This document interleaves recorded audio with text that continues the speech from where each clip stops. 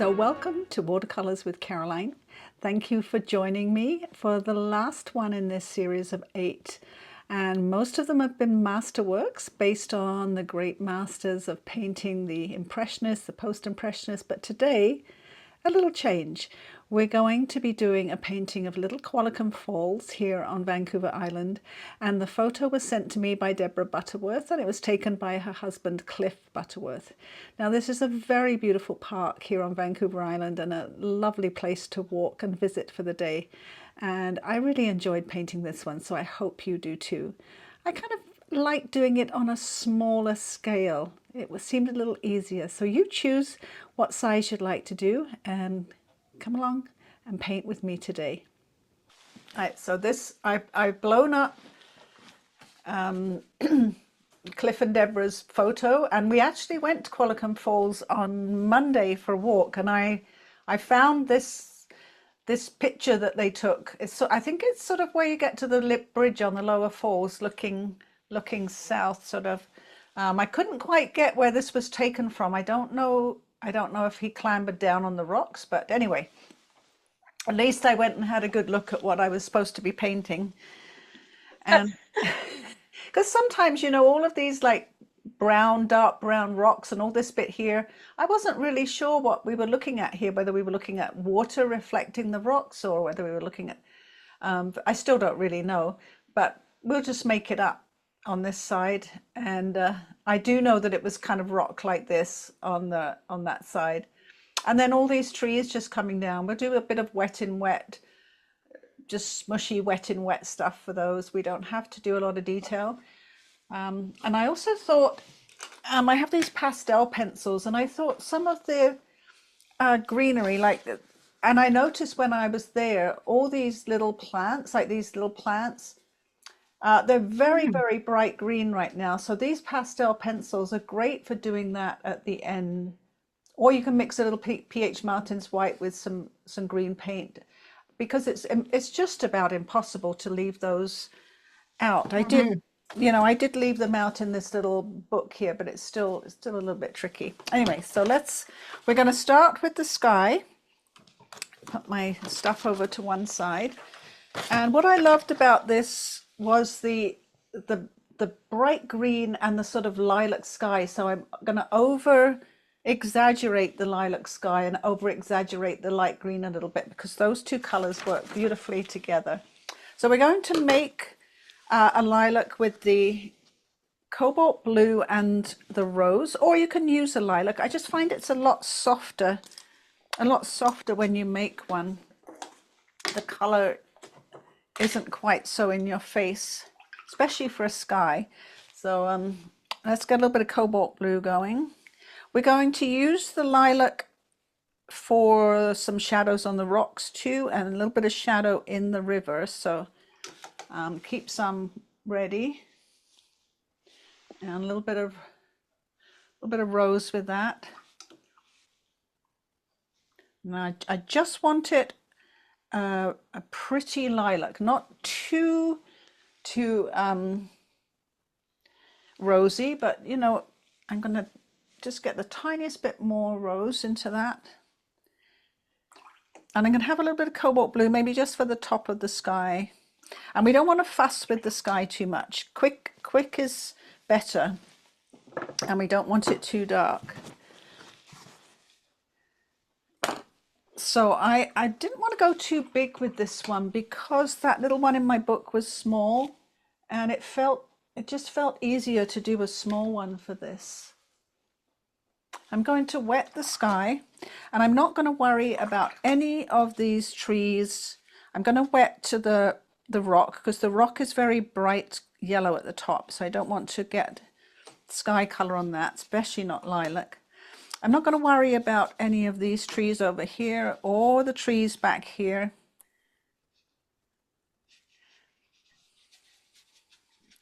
I just want to make sure I get sky color behind the trees too.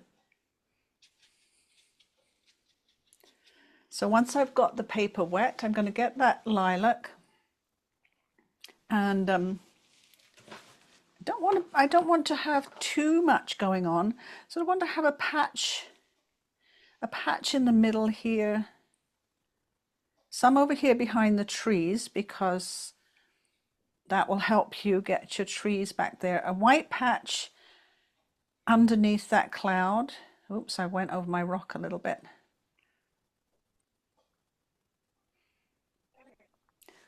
And some back here, because we're going to see a little bit of the sky through the trees, and a little bit at the top. Leaving those white breaks, and I'm going to add a little bit of the cobalt blue to the one at the top, so it's just a little bit bluer. I put the lilac on first, then a little bit of blue, and then leaving those white spaces in between for the clouds. Just making sure I've got a little bit of white in there. The paint should flow into the wet areas, so don't worry too much about it. I'm going to put just a little bit more down here.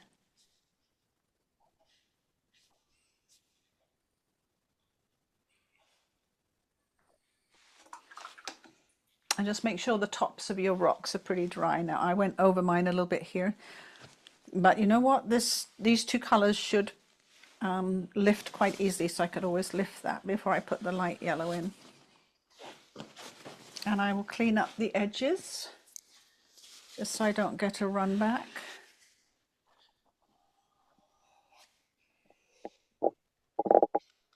I'll leave it to do its thing.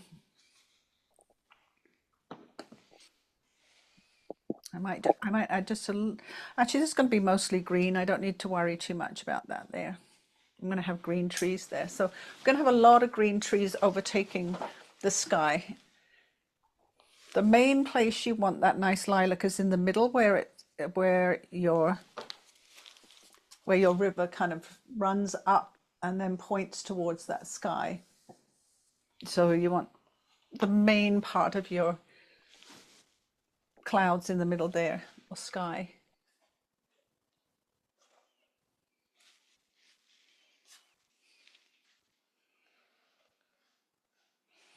I also took a good look at the mossy rocks when I was there, and because I wasn't sure whether to use this sort of very, very bright green color or a more golden green color. And I did notice that most of them were that kind of golden green, but I think a combination of the two, which I did on the birthday card I did last week, is probably the best choice, because we want to put a little bit of drama in the painting, and having that really, really sharp green gives it a lot of drama rather than muting it down.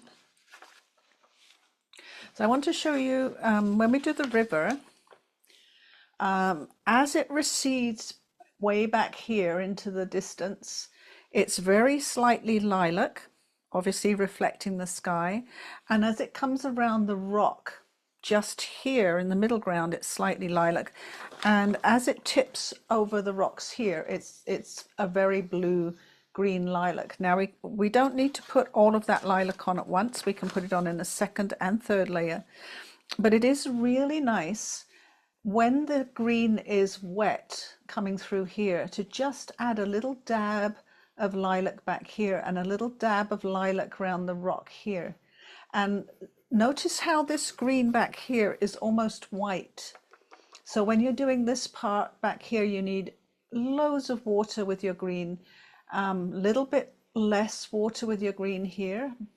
And then here I added a little bit of yellow to the green to make it a bit more warm and a stronger green as it came down the falls over here.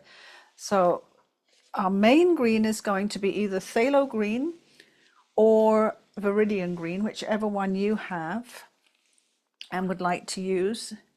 And because it needs to be so light, it needs to have a lot of water mixed with it, so that it's, because Phthalo Green is very, very strong color. Viridian not so much so. Let's just give it a little test. See, I've got a lot of water with mine and it's still fairly strong. So for way back there in the distance, I might want to add a little bit more water.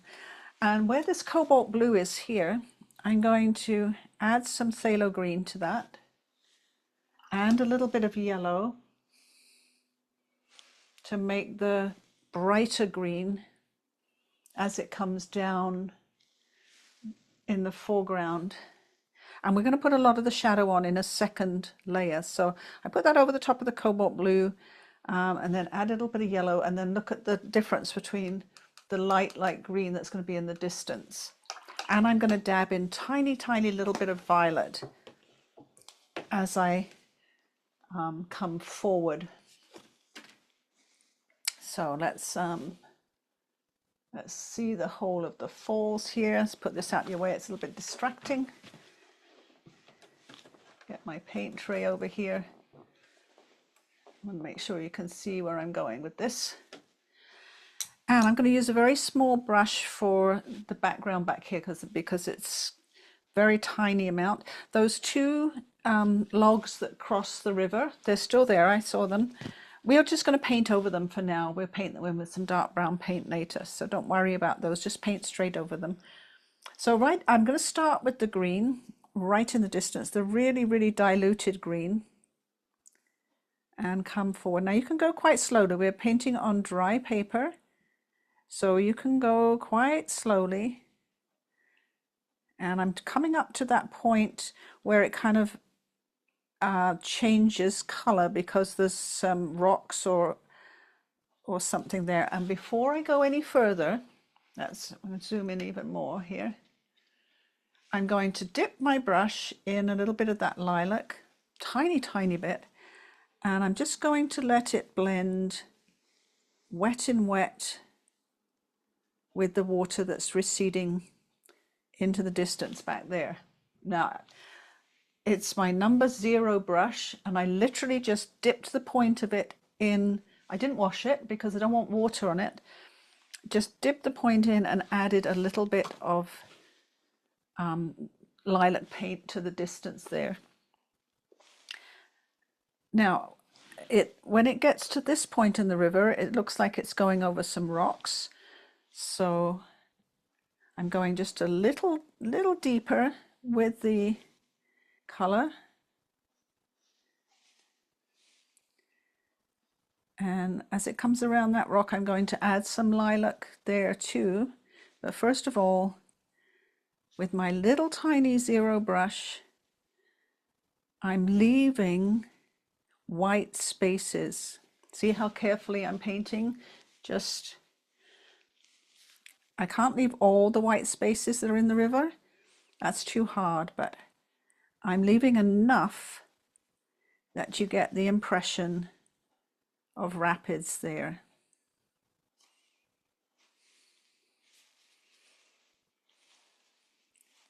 And you can go nice and slow because it's dry paper, little point of your brush. If you have the photo nearby, just keep looking at it so that you can sort of see where all these lines should be, roughly, have to be exact. And we'll put some shadows in later to add some drama to them.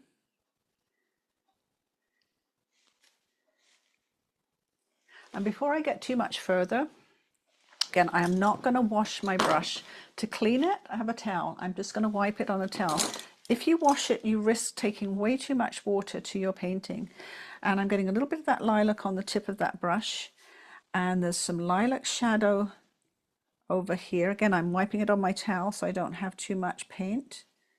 Lilac shadow over by that rock there. And there is lilac shadow behind these rocks here.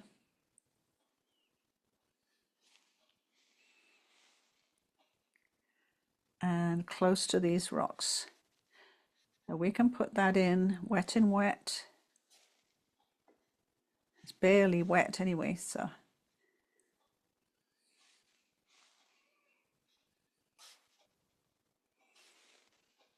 And it kind of, as the water comes over the rocks here, you can see that kind of outline of the rocks that it's tumbling over. So I'm putting that on with the lilac, and then some little tiny kind of wavelets.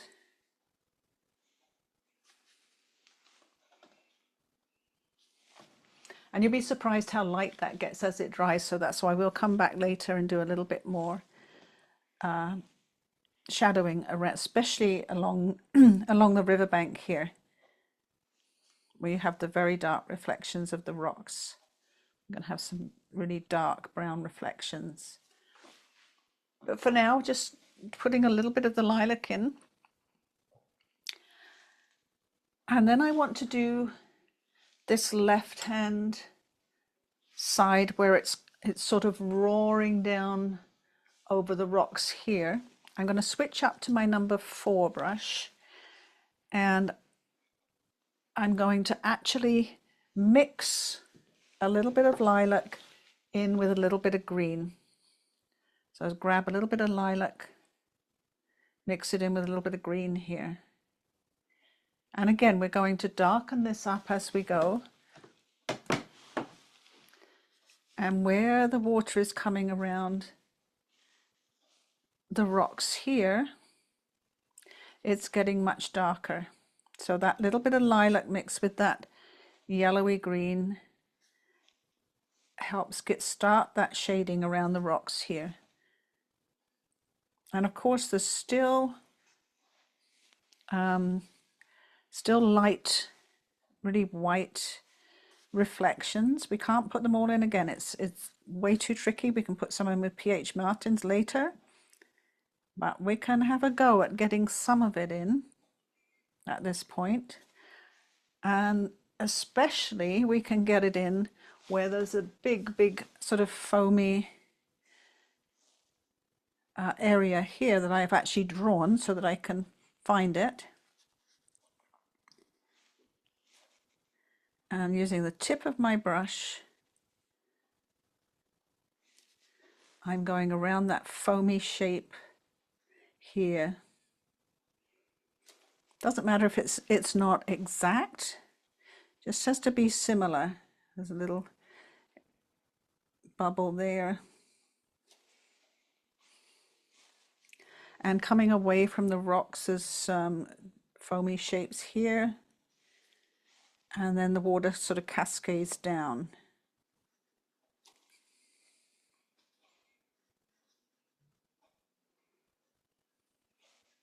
And what will make all this look even whiter is when we put more dark on later on. But get it outlined first so that you know where all those little shapes are. Go slowly. Grab paint often so that you've got plenty of paint on your brush.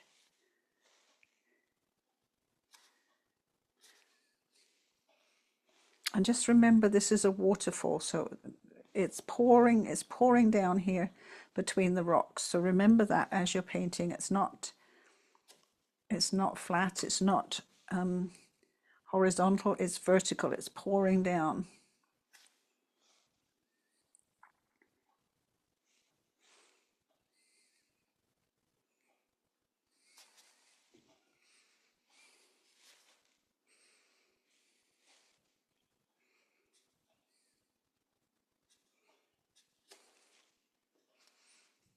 And I'm grabbing either lilac or green.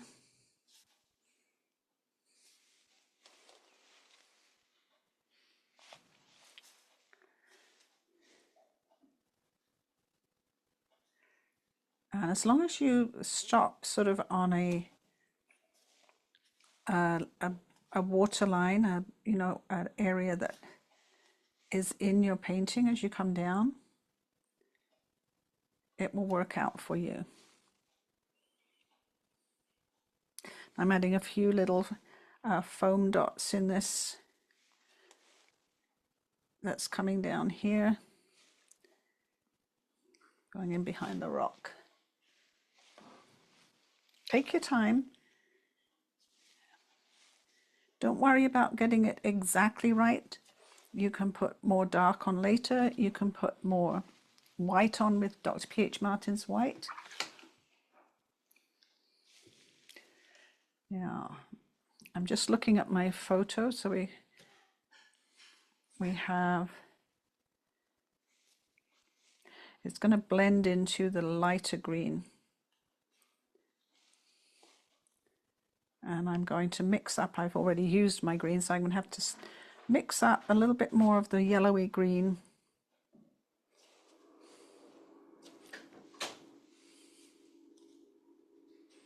To finish, and I'm going to finish with a bigger brush too. Now this is way too light for the finished look, but it's our beginning. It will make the rest of it a little bit easier to do.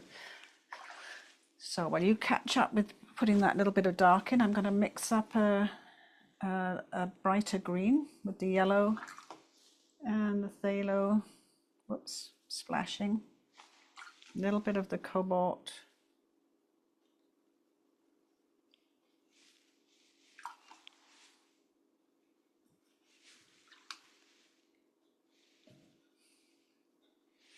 Got my test paper. A bit more water. Really important because it is water that we're painting, to have plenty of water mixed in with your colour so it's not too dense. And I've got my number 8 brush now. I want a bigger brush. No, I haven't. I've got my number 6, beg your pardon. Bigger brush to get these bigger areas of waterfall in.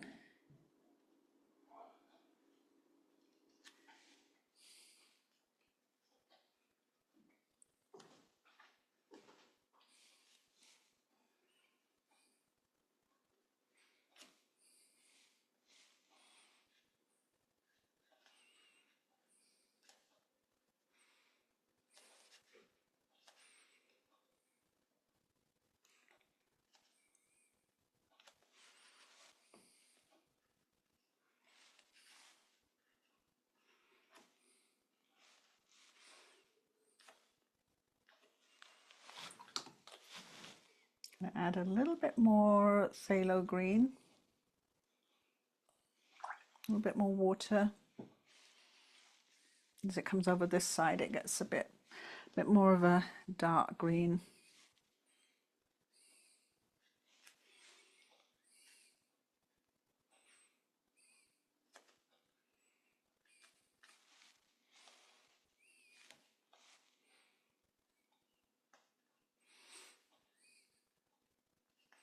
Just the only thing you need to remember is paint in the direction of the water flow. And if your little lines don't work, come back later with white paint. I make mine big to start with, and then I fill them in because they're quite tiny, and I can't get too many of them in.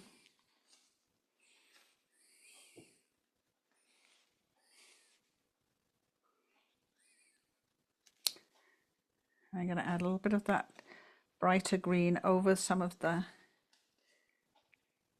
lilac-y green that I have there to connect them a little bit more.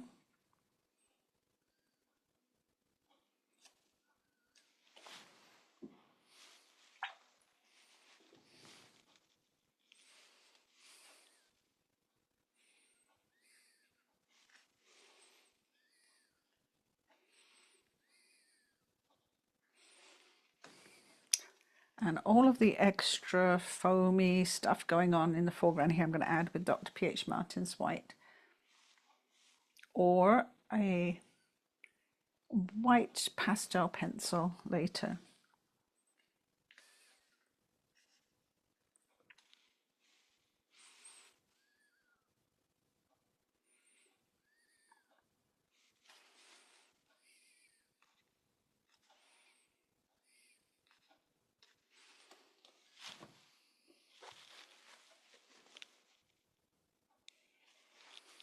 I'm just grabbing my thirsty brush and just sucking up a little bit of that colour.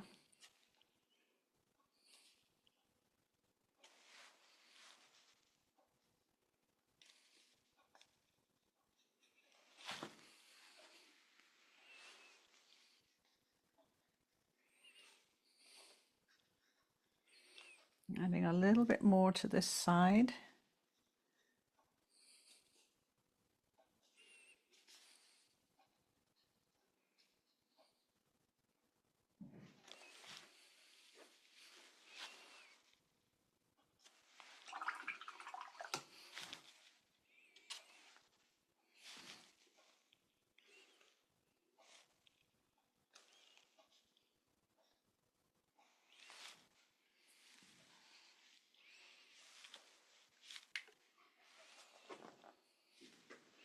So we should have a nice contrast between the really, really light river back here getting a little darker, and then a little brighter coming towards you, and a darker on the left hand side, which we will be darkening up later. And it will all look a little bit too light or dark at the moment, but we haven't got all of those dark rocks in yet, which really change the whole look of everything once you put the dark rocks in. So let's mix up the color for the tops of the rocks. And I don't want to put my towel over this because I will smudge what I've got here. So it's going to be mostly, we're going to make the two colors, the bright yellow, let's pull back a little bit, the bright yellow, and then the sort of the rusty yellowy green color. So the first one is mostly Azo Yellow or a bright yellow with absolutely tiny touch, little tiny touch of the Phthalo Green. Oh, see, that was the tiniest touch, and that's too green. So I'm going to have to add a bit more yellow to that.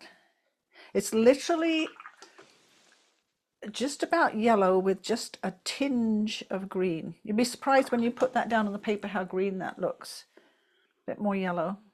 Now the other one can be either raw sienna or quinacridone gold mixed with your phthalo green to give that more rusty color. And I'm going to use my quinacridone gold because I rarely use it, and it's nice to have an opportunity to. And I'm going to add just the tiniest bit of phthalo green to that. And they were definitely that kind of rusty green color, very, very bright. So there we go. Now phthalo green mixed with quinacridone gold is the formula that Daniel Smith uses for sap green. So they are beautiful, they're lovely together. I will make over here, I'll make a sap green to show you what they look like together, the two of them. So that's your quinacridone gold, and that's the phthalo green. And if you mix the two together, you get the most gorgeous transparent sap green, better than any of the sap greens apart from the Daniel Smith one that you can buy in a tube. I mean, just look at that green. It is exquisite. So that's just those two colors, quinacridone gold and phthalo green, makes gorgeous green. And of course you can vary it, just like I varied it to make that bronzy green. I'm putting a little bit more phthalo green in it just to get it a bit more intense. Or the one that we just made. One that we just made is that more sort of bronzy green, which is very, very similar to green gold. You can see here, green gold is also a great color to use. If you have green gold, if that's one that you've got, another wonderful color for making these very light mossy, it's moss that's growing on the rocks. I'm going to add a little bit of green gold here too, and I'm going to go wild. I'm going to try all three. Green gold is just a beautiful color. Anyway, very, very worth having some of those colors like phthalo green and quinacridone gold for doing those beautiful greens. So, but I do want to use the Azo Yellow and phthalo green one for some of the very dramatic tops of the rocks. A little bit more water to it. So I feel like this one back here is pretty dramatic, and again it looked very yellow, but I'm going to have to add even more yellow to it because as soon as you put it on paper it looks green. So I've added a lot more yellow to it, and I want to do the tops of these rocks with that really bright yellowy green. It doesn't sort of matter if you go over where the dark's going to go, because the dark will go right on top of all of this. No problem. And let's try the green gold one. And I think some of these ones that are not quite so much in the light, not green gold, the one I mixed with with Quinacridone Gold and Phthalo Green. I'm going to try the green gold too. And then let's switch to the yellowy one as it comes out into the light. This one is very, very bright coming down here. Little top to that one. And over here on the right hand side, the top of this rock's quite bright. And tops of these ones. And back here, sort of mossy tops. Doing all those with the one that's yellow, got Azo Yellow, Phthalo Green. They kind of, I think they're all in the sunlight back here.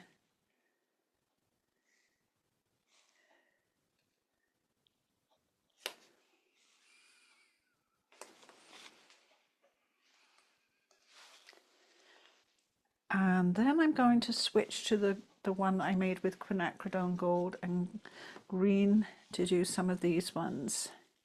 It's sort of all the edges of the rocks. We're going to put some darks in when this is dry. And let's try my green gold as well.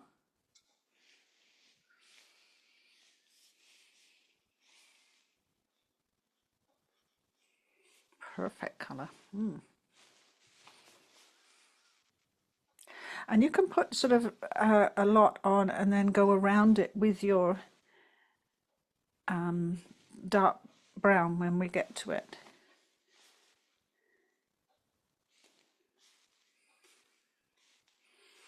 So I'm not being too fussy. I'm just sort of putting it on wherever I see some highlights on the rocks.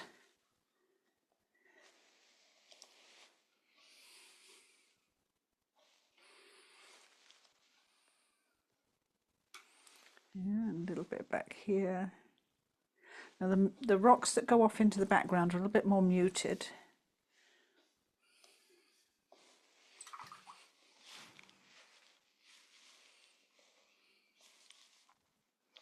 I'm going to switch to a bigger brush.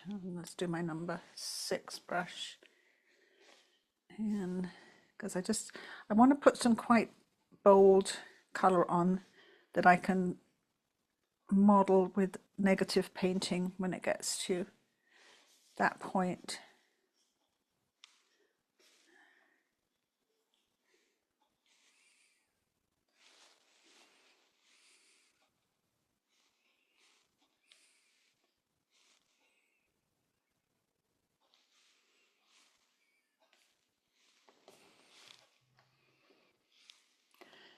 Now there's not too much light green in the right hand area. That's sort of more in shadow. There are those little light green leaves that I talked about that we can use the pastel pencil for, because it's so hard to paint around them all. I did paint around them in the journal, so I'm talking about these ones over here. And again, you can put the branches in with pastel pencil, or you can paint them in now and try and paint around them, these big ones coming down here. And I'm going to use my little 0 brush and I'm going to paint them in now. And you know, if I have to do them with pencil later because they get painted out, that's okay. I'll do that. But I did in all of them. In all of them, I painted them in first and painted around them.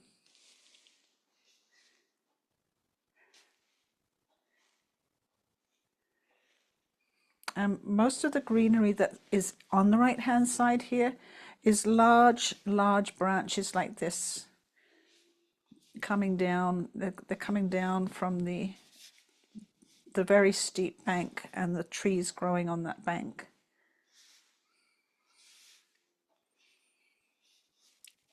And just like the Impressionists, we'll just do a couple of them just to give the impression of them being there. We don't have to put them all in, all the little twigs and branches. I'll be here all day.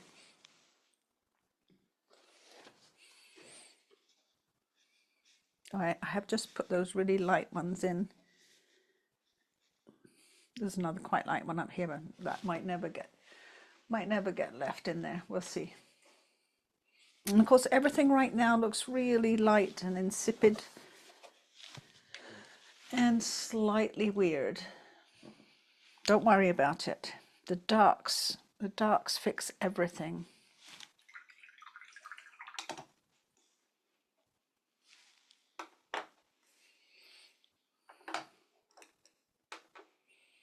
The rocks back here we'll do when we do all the trees back here.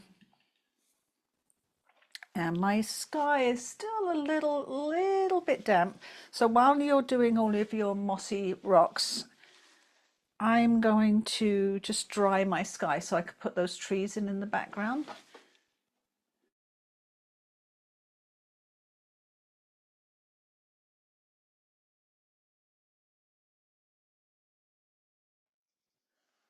The next thing we will work on when the moss is done is these trees all in the background here.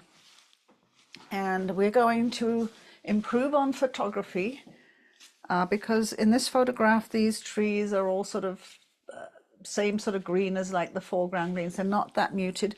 We're going to make them a little bit more muted, a little bit more blue, a little bit more watered down so that they really recede into the distance more. Now mine here, I've added quite a few blues and a bit more water so that they're not such a prominent green. It helps give that sense of distance, and that green is good for these like background rocks as well. We'll put the trunks in later when we mix up the dark brown. And there's a big clump of trees back here behind these trees. We're just going to put them in as like one indistinct clump. It's going to go sort of behind these tree trunks. If you're doing a really big picture, you might want to do a little bit of wet and wet, light and dark here, but not very much because it's just sort of a clump of green. But do notice that the tops of these trees are here, the closer ones, and then these are the further away trees. So we're going to mix Cobalt Blue and Azo Yellow to get those soft greens. And let's find a spot here. So my lilac is almost gone. I can use that spot and put my yellow on top and then get my Cobalt Blue, and I want a bluey green because bluey greens fade into the distance, and a lot of water. We don't want it to be too strong. I'm adding water to that, a little bit more blue, a little bit more yellow. I grabbed some yellow from over here. A little bit more yellow, a little bit more water.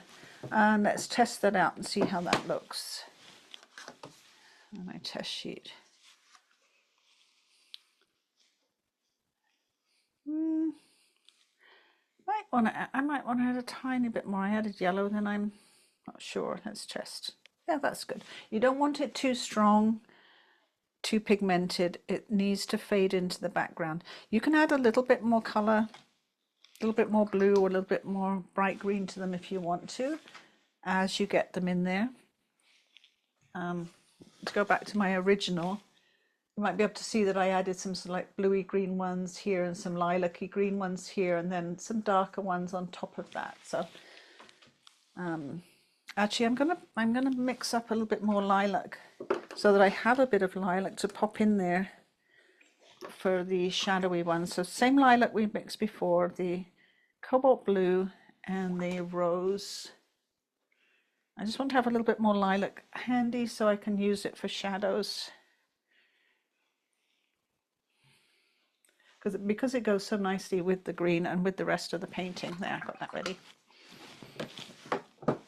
Okay, so let's see, what brush shall I use? Number 4 probably. Don't want it too big. And let's go into my watery green. Pop this down. I know I dried it, but I wanted to make sure I don't get any paint over here. And I'm just going to start over this side with that watery green, just putting in those background trees that are going to be behind all these tree trunks and so forth. They've got the lilac sky behind them, so that will mute them down a little bit. Right over the tree trunks, we're going to paint over the top of those trees. Don't need to, they're in the background, we don't need to be doing a lot of fuss with them. Now these trees that I'm doing now are sort of closer to the viewer as you're climbing the hill at the falls, and then the trees back here are in the distance, so they're going to get shorter as we go back here. Use the point of your brush, they're all like fir trees. Use the point of your brush to get those tops to those trees. And keep your mix nice and liquid so that you can work your way across. Now we're going to do a little bit more detail to some of them, but first we want to get in this background color.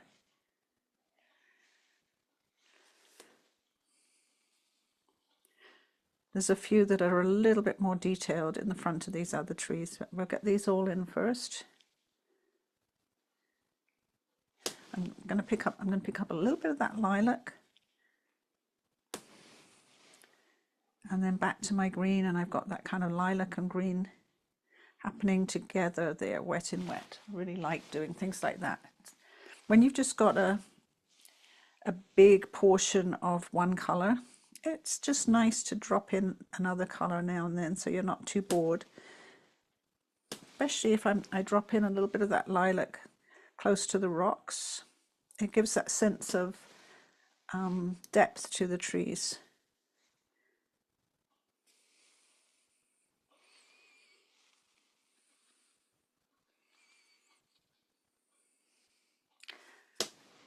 Now I'm going into my lighter green at the moment because as you can see some of the trees and foliage in the sunshine back here, so it's a little bit lighter.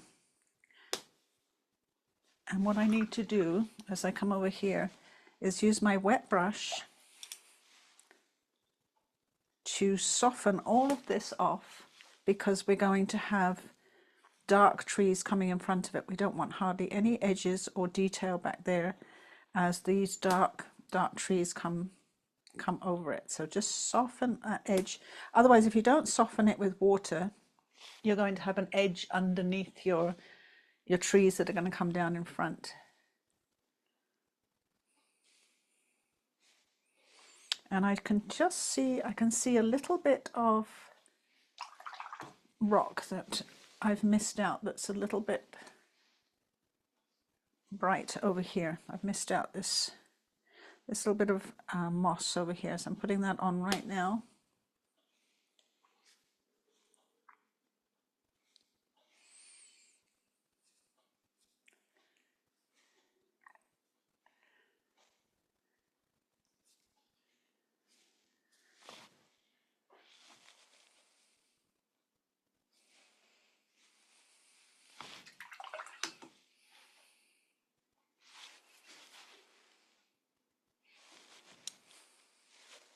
I'm grabbing a little bit more lilac color and a little bit more shadow in there.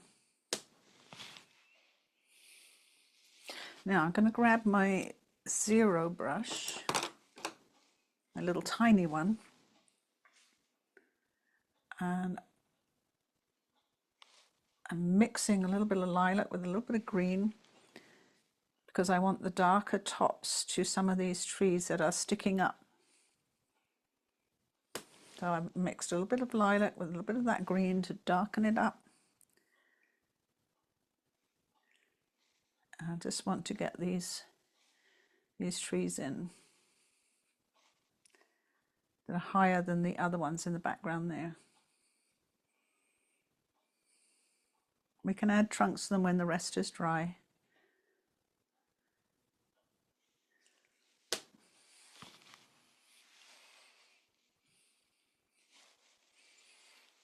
You don't want to make them too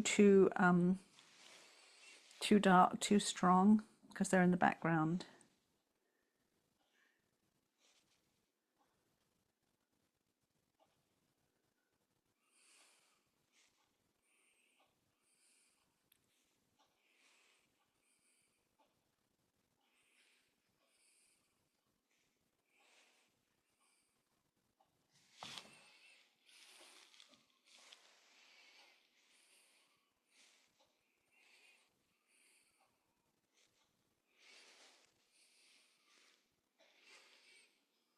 There'll be a couple over here.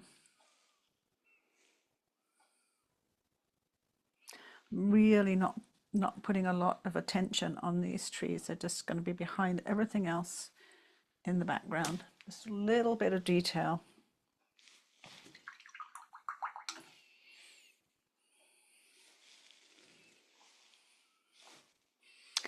And when I have that more muted green, I'm also going to put in some of the rocks back here. We're going to put some dark on them too, but I'm just going to put a little bit of the green back there.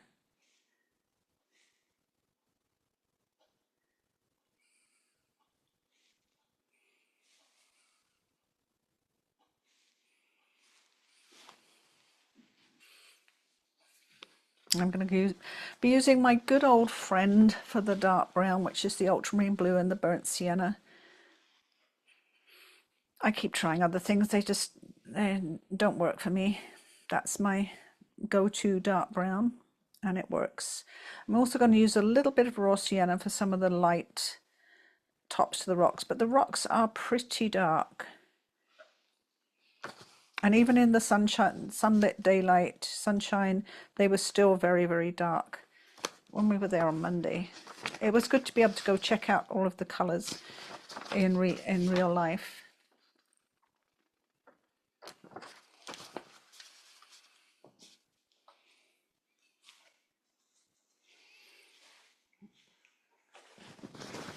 I'm going to put my protective covering over.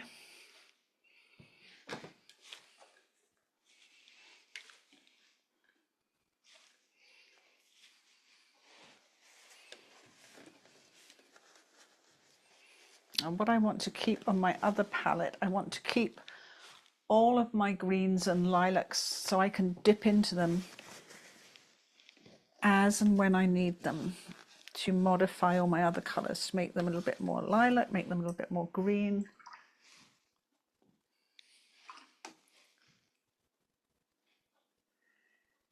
And I think one of the things I see some people doing too often is washing their brush.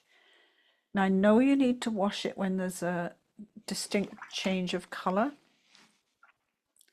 but sometimes just wiping it on a towel to get a bit of the colour off and get it fairly dry is the best thing, because then you're not adding water when you don't need to, or too much water when your paper and your paint's already wet. I'm giving my brush a good clean now because I'm going into mixing up some new colours.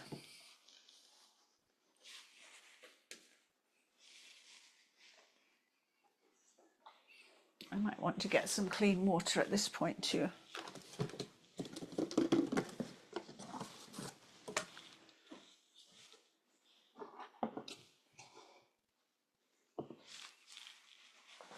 So for my, I know you're probably not ready yet, but I just want to get some colours ready for the rocks. There'll be raw sienna for any sunlit tops to the rocks. There's very few, they're mostly dark. I want some burnt sienna because I'm going to have some wet in wet happening with the sort of dry cedar tree branches mixing with the green fir branches on the bank. We're just going to do it wet in wet and quite loose. I'm going to have that burnt sienna ready for that to happen. And then I want my dark brown mix, which is the burnt sienna with the ultramarine blue. Make sure we've got lots of rocks to paint. So I want plenty of dark brown.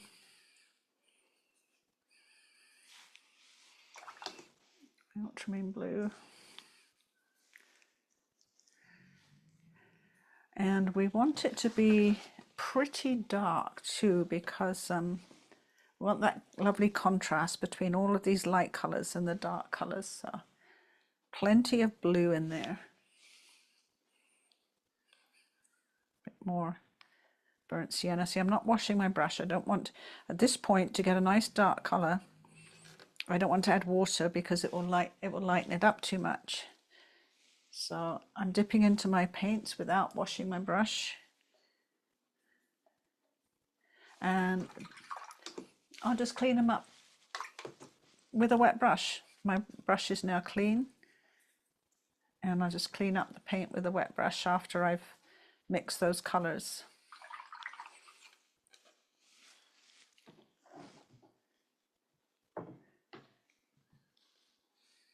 Now to get this brown even darker in some spots, if you want to, mix it with your phthalo green. You'll get, I'm going to leave this spot for just the greens. We'll mix those up in a minute. And I'll grab the spot that has the phthalo green in. I'll put a bit more phthalo green in there. And then I'll mix up that same brown, the burnt sienna, and the ultramarine blue, and the phthalo green will change it up yet again to a slightly different color. All of them pretty transparent.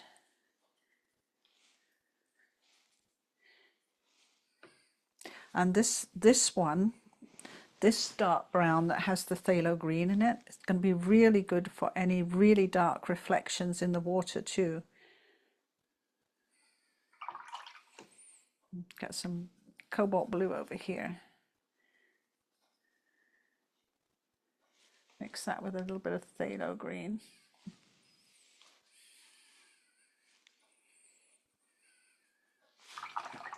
What I want is a lot of colours at my fingertips to dip into.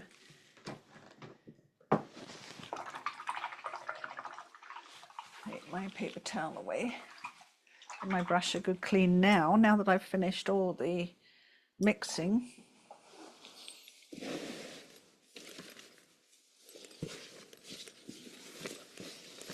Zoom in a bit more again, as we're going to be working on the rocks. Left-hand rocks first, and then the right-hand rocks. The right-hand rocks are a little bit more tricky because they've got all this foliage coming down over them. So I'm going to use the brownish brown, the one that's the ultramarine blue and burnt sienna. And if you have a thin brush, use that. And the first thing I want to put in is this big tree trunk so that I don't have to get my arm in any wet paint later. I'm very carefully going from the bottom of the trunk up. Use just the point of my brush. And of course tree trunks get thinner as they go up, so you can lift the brush a little as you go up. And they branch off at the top. We're going to put some leaves up here too, so don't worry too much. Now it's better to start thin and then add if you feel you need a little bit more width to the trunk. I felt I needed just a little bit more. And behind that one, not as thick as that one, is another one sort of at an angle.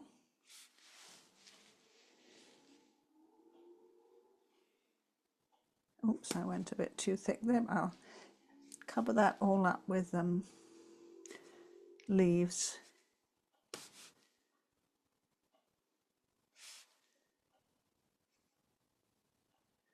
Get those in. We're going to put some branches in as well.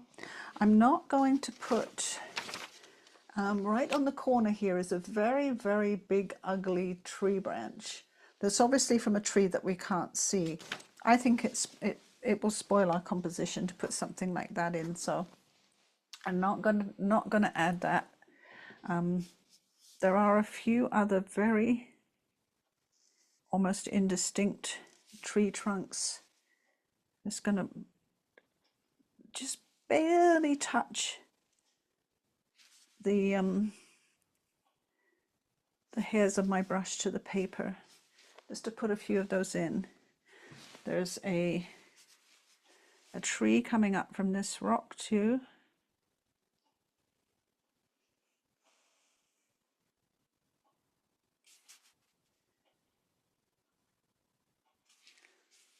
And it sort of just disappears into the foliage.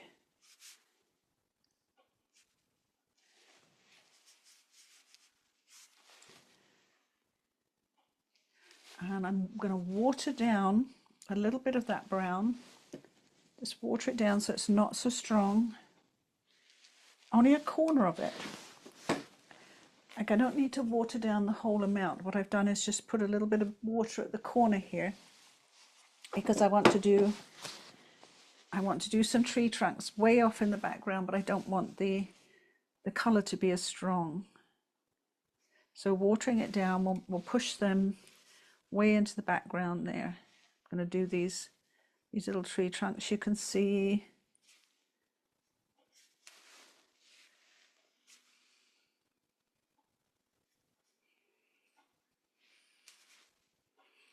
a little bit of shadow in between them. I'm just using that watered down brown just to put a little bit of shadow in here, and shadow in here, some tree trunks and shadow. Very, very indistinct.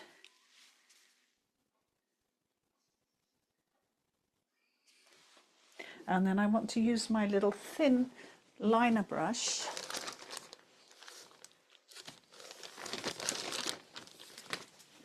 my 2/0 with the dark brown again. And with that little script liner, I'm going to put in these branches from the trees. And what I often do is put some of these in to start with, and then when I've put all the leaves on them, or needles, I might put a few more branches in afterwards to sort of connect where the leaves or the needles are.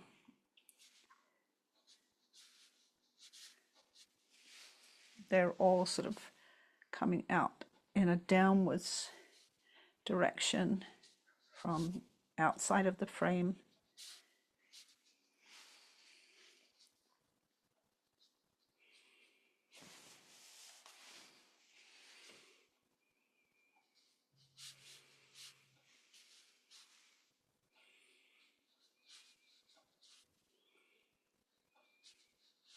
You could also do the tree trunks with the script liner if you wanted to.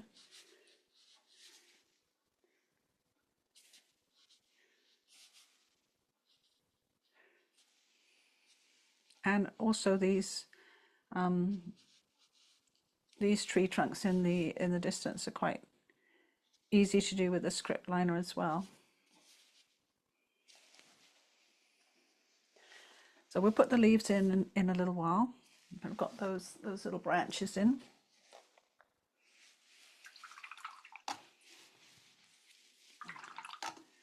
Wash those off. Now this is when I wash my brush. I'm going between the dark brown now and the raw sienna to start with. How are you doing? You still doing your tree trunks? I don't want to, I have to remember to stop and wait for you.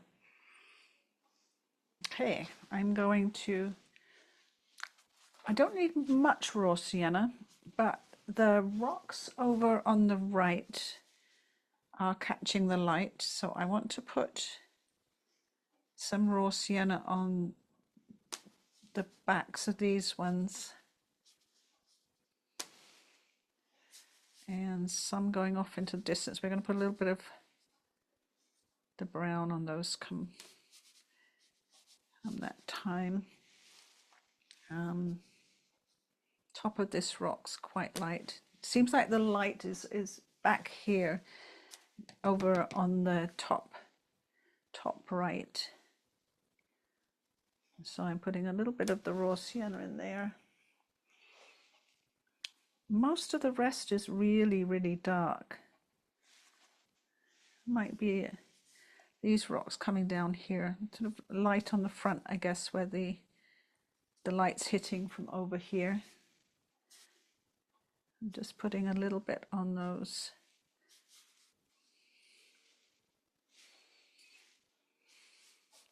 And if we learn anything from the Impressionists and the Post-Impressionists, is we don't need to be doing all the detail. We can just put some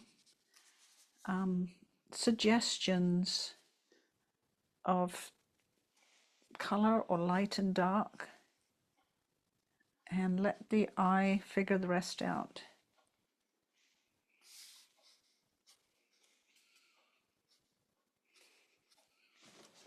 So just a little bit of light from the raw sienna. And if it feels like too much when I put the darks in, that doesn't matter, because I can go right over the top with the dark brown.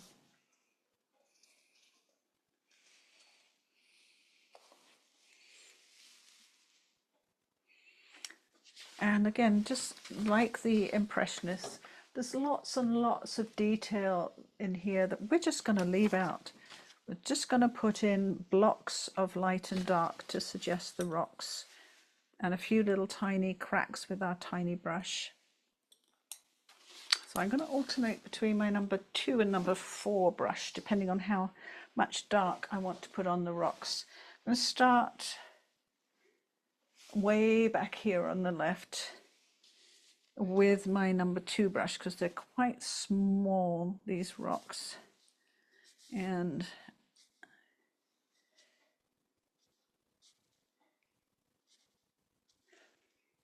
I'm going to come around behind this boulder beside this rock is quite dark on the side. I'm going to just kind of look at the shapes on the photograph, and you can sort of see a crack where the boulder comes in front there.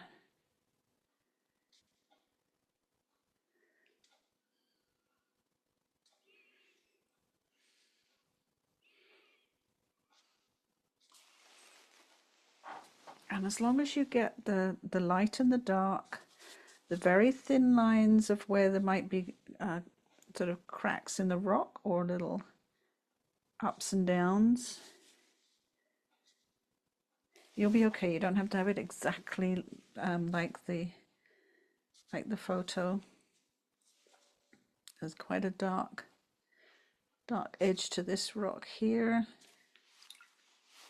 I'm just getting a little bit of water to thin that down as I come down.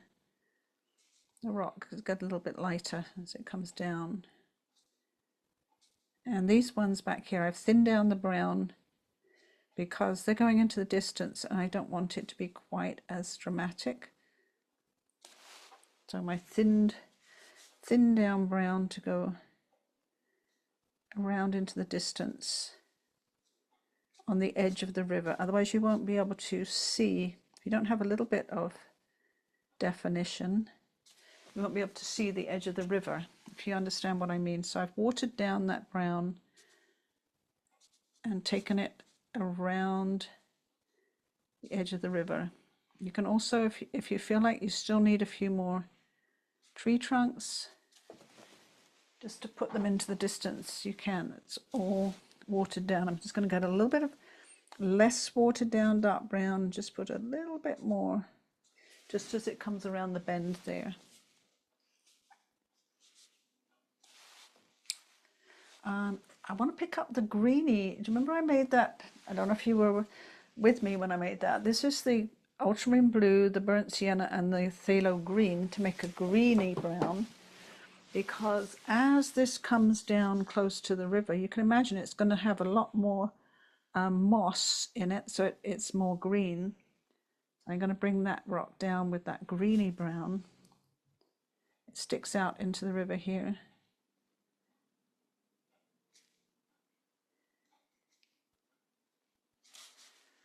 And if you want to define an edge a little bit with a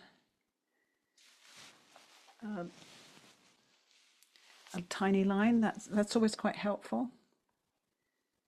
And there's a rock next to it that comes down too. They're kind of like a slab shape, but you don't have to get the shape exact. You just come down to the river in that slightly angled line, but leave some of your light showing. Now I'm going back to the brownie brown, the one that's a bit more brown. And there's a rock that comes out. Almost has like a right angle here and comes down. So I'm going to just do that basic shape that I see. I'm not going to fuss with it too much. Let's remember the Impressionists. And just get in the basic shape that I can see.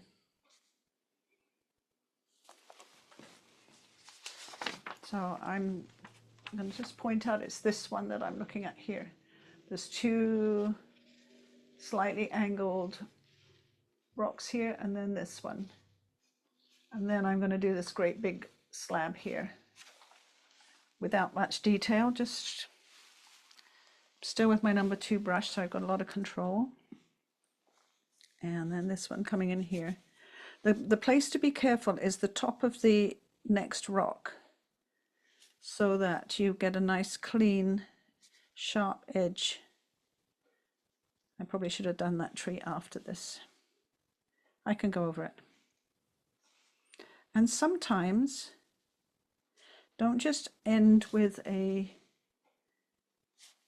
slab, sometimes end with some little cracks and shadows.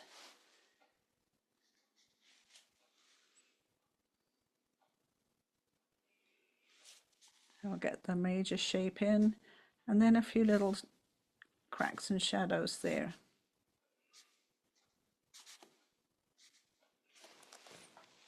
See the difference it makes once you start to get those darks in. Oh man, I'm going to just put a couple here. I feel like those spaces are too big. And you really get a sense of the sunlight on these rocks when you have that really, really bright color and then this dark brown. Now I'm switching to my number 4 brush, grabbing a bit of the burnt sienna, because this one here, just here, is not as dark. So I'm going to just use my burnt sienna here for some of these ones. I can go over them with a bit of dark to give them some shading, but I want to get those in just with burnt sienna first.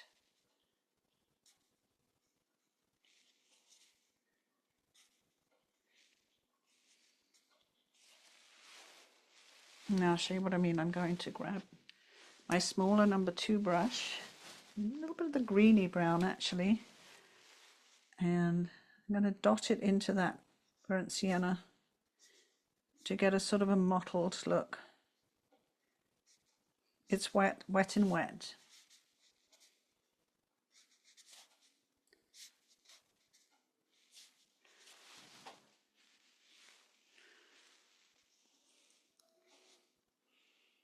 And then there's also some darker places.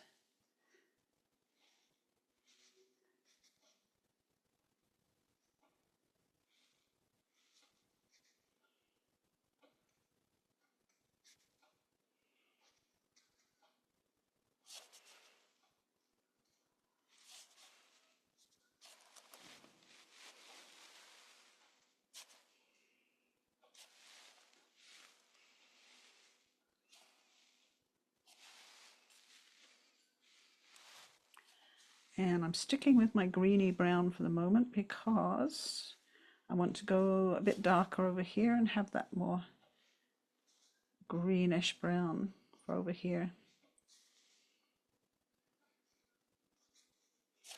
Grabbing a bit of no washy, the brushy, grabbing a bit of the brown, the more brown. Hope you can understand my explanations. It's such a mouthful saying the burnt sienna and ultramarine brown. That's the brown, and the greeny brown has a bit of phthalo green added to it. I'm letting the two mix wet and wet. Back to the greeny brown because I'm coming close to the water and it will have a lot of moss in it. It comes right down to the water's edge.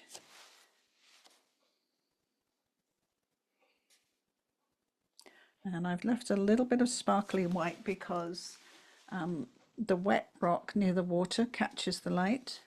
And if you can't manage to leave that, we're going to put it in with the pH Mountains white, so don't worry. After I've got those big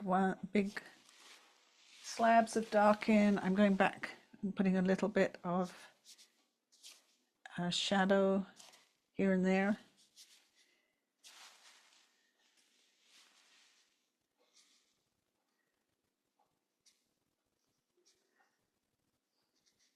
And gradually just working my way around the rocks. Slowly does it. Look at your picture. Like, you don't have to follow me looking at me. You can have, if you've got it somewhere, your actual picture, and look at that, because that is what's going to give you the best information.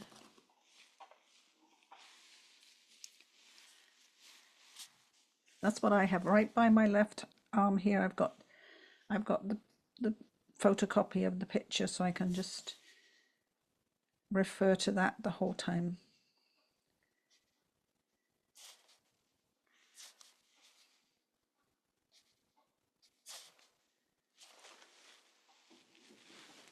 And you can see I slowly work my way down towards the water.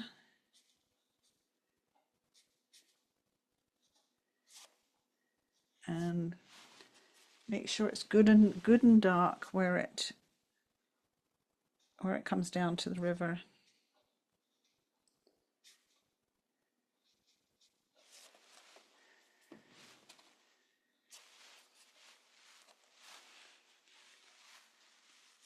A very dark outline where it comes down here.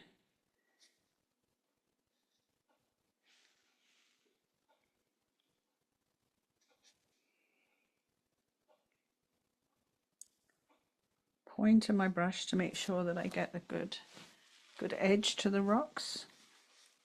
And I definitely want to outline this so that it stands out against the really light river.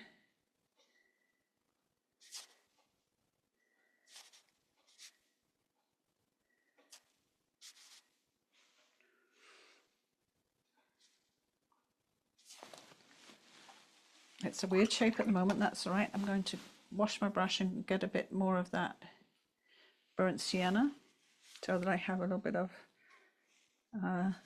different color on the top of the rocks here.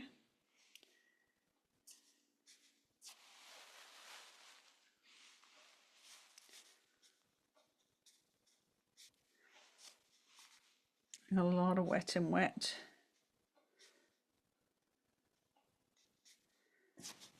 And they do get pretty dark.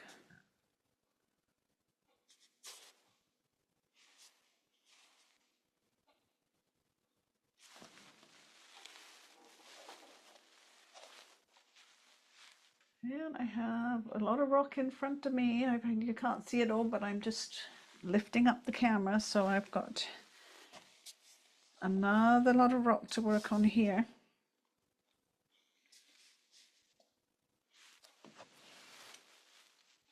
And again, I want to get the burnt sienna. I'm going to add a little bit of cobalt blue with the burnt sienna to make it a little darker. Not quite so bright. And using my bigger brush, I think this is my number 8 brush, because I want to put some big swathes of that burnt sienna that's got the cobalt blue in,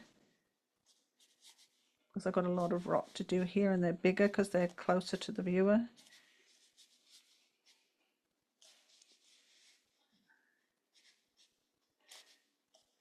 And then switch to my little brush. And my dark green, my dark greeny brown. And then I'm going closer now, closer to the water with the much darker paint. And again, I'm leaving that little bit of sparkle from the wet rock.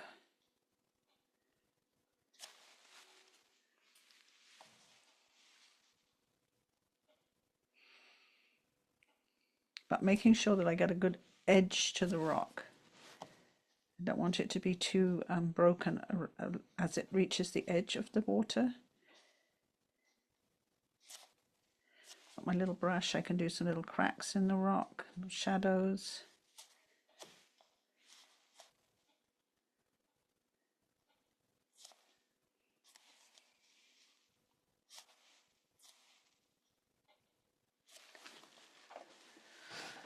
Oh, I love doing the rocks. I just love putting on this dark paint against the light river. It's so much drama.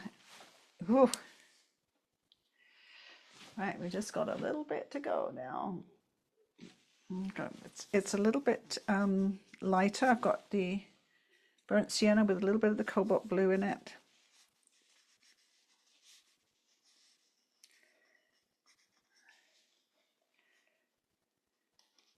Not as much light showing. Getting those colors in here, and then I'm going to switch to the darker colors. I've just got to quickly mix up a little bit more dark brown. The brownie brown, which is the ultramarine blue and the burnt sienna.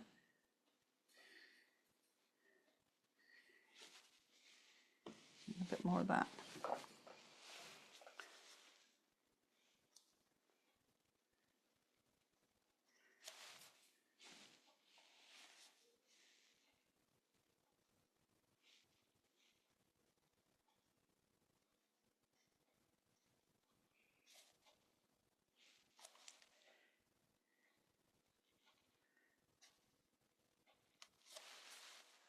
And I'm almost holding my breath.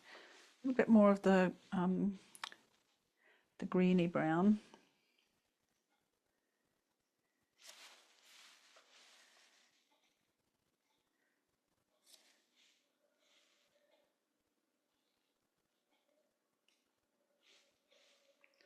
And I'm not going to have any reflection as it comes down here. It's pretty dark.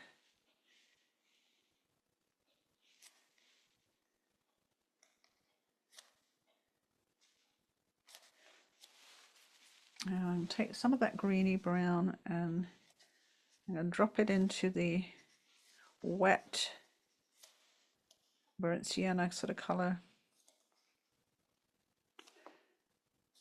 just to get some of the texture in the rocks back there. This is a little bit sharp here.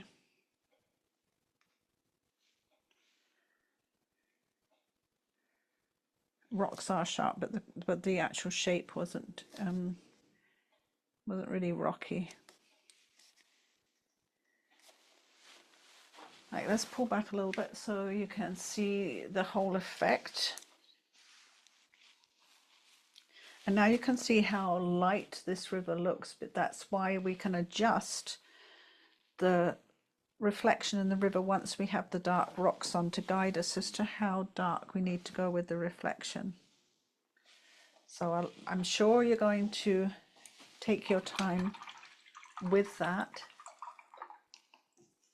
And I'm just going to do a few of the rocks on this side. Same method, you know, putting on a little bit of the dark color and just going around the light color.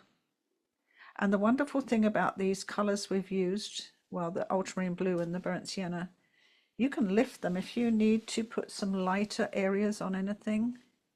You can lift it off when it's dry. I'm just putting a few like little cracks. No, you don't want too much. You really don't want too much detail because it's the river's our focal point here. So I'll zoom in a little bit, and I'm going to work on the rocks on the right bank here. They're not quite as dark, so I'm going to add a little bit of water to my paint, but I'm going to add a little bit more blue, a little more ultramarine blue to it, to the brown, the ultramarine blue and burnt sienna brown. I'm adding just a little bit more ultramarine blue to get a bluey brown for these rocks over here. They're slightly more sort of grey looking.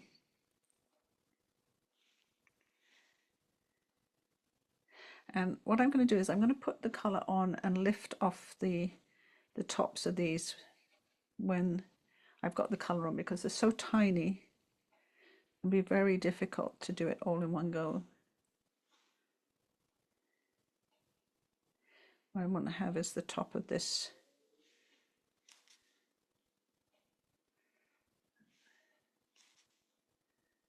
rock here nice and outlined, a little crack in the top.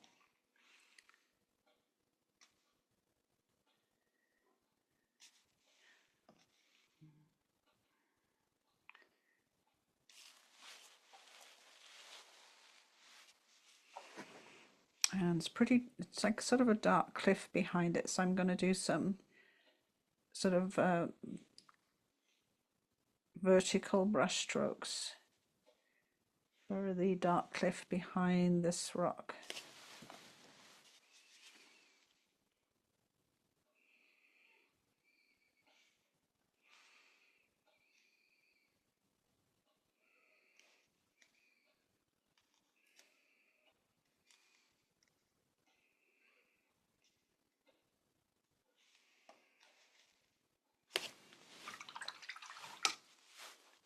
I'm taking this up to sort of like a triangular shape, because coming down into this is going to be all the tree branches. So don't stop on a shape that's not accurate for the landscape, but you do have to stop here somewhere. And again, I'm using my wet brush to kind of soften that edge that I've got there, where I'm going to bring all the green trees down. Now the other thing I'm going to do is clean my brush now, use a thirsty brush, and I'm going to lift out the tops of these rocks.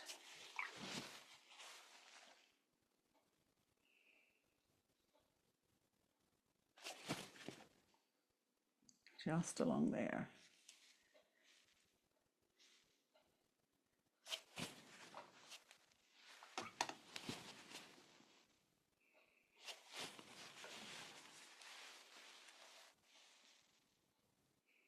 Not too happy with how that came out, but that's right. We'll figure it out later. I can always do another layer. So I'm going to do the dark side of this one. And I'm going to use a bit of the burnt sienna first. And then the darker colour.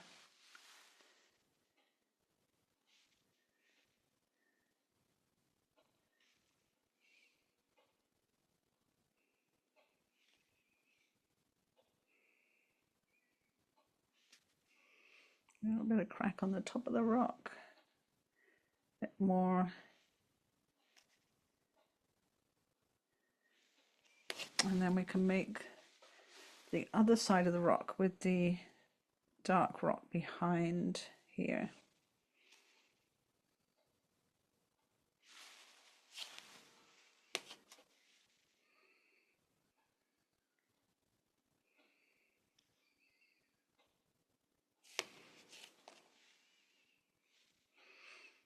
I don't like how that one came out. I didn't do a very good job of that one.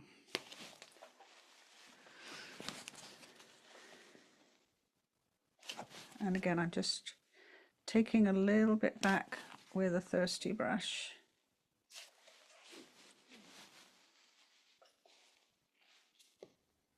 I'm working my way along the riverbank.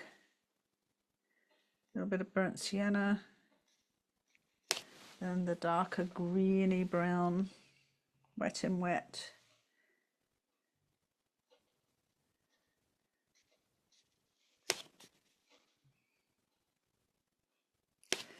I'm going to add a little bit more ultramarine blue to the greeny brown that I made, because the rocks on this side get very grey and very shaded.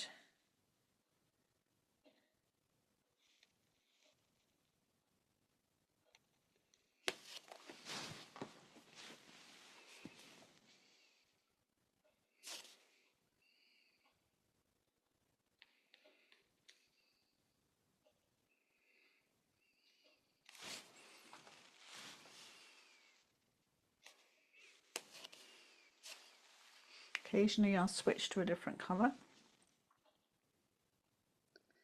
A little bit of like burnt sienna. Now try and make the tops of these rocks sort of mottled. We're going to have tree branches coming down to meet them, so you have to have an edge that's going to work with the tree branches coming down.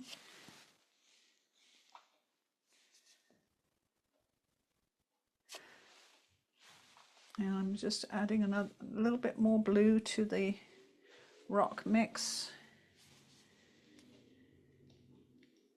as I come around here.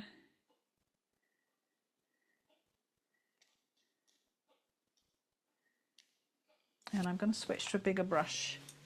Let's go to my number 6 brush.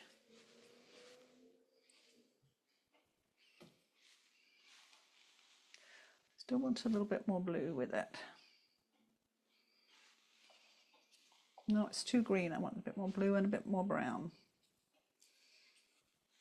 Because I want a different colour to the water.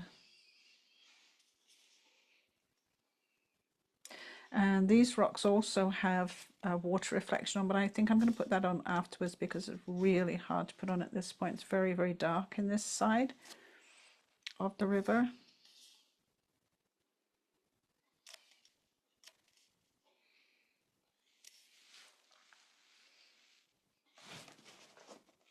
Let's get the last bit in here. Gets a little bit more brown here. I think there's like vegetation, so I'm using a bit more of that burnt sienna coming down here.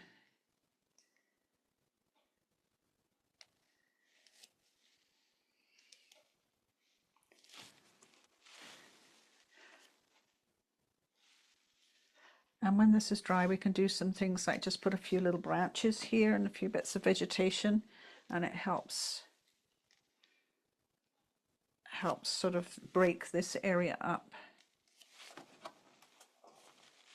Let's pull back a little bit. So it is very dark along this bank here. Let's pull all the way back.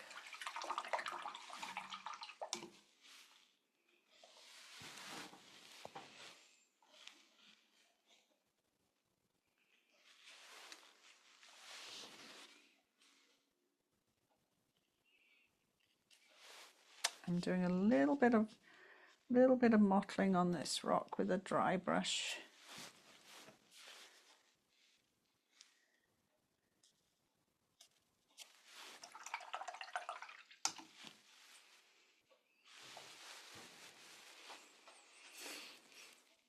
So I know the rocks are pretty intense, aren't they?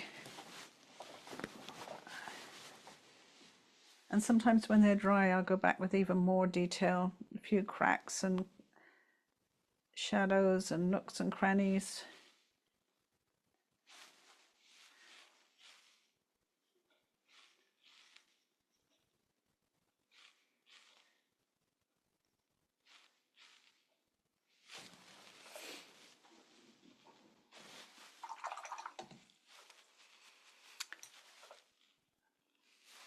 Okay, so a couple of things that we have to do.